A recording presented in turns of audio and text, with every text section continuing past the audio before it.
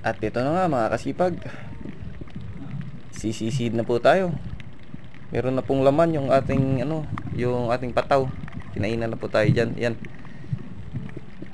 Yan. Tinatanggal ko na po yung isda sa bato kasi sumasabit yan siya mga kasipag. Sumisisid siya sa ilalim ng bato. Ayan. Malalaman mo mga kasipag pag pag yung pataw umiilalim na, yan ibig sabihin yan may isda na yan. Yan, tsaka mo siya haharbisin. Yan, tinan nyo mga kasipag, sobrang laki ng triple tail rush or maming kung tawagin dito sa amin sa Bantayan Island. Yan, tingnan nyo mga kasipag, goods na goods, buhay na buhay. Mga 4 grams yata ang isang piraso na yan mga kasipag. 300 to 400 grams isa.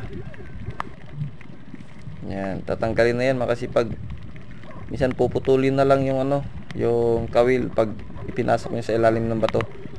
So puputulin mo yung linya para makuha mo yung isda. Tapos mabilis hilain yung pataw.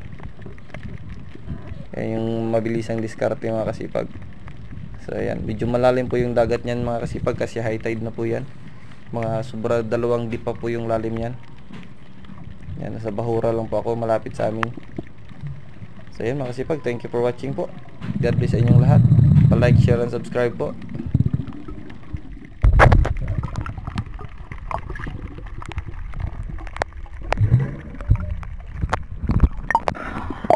Alright.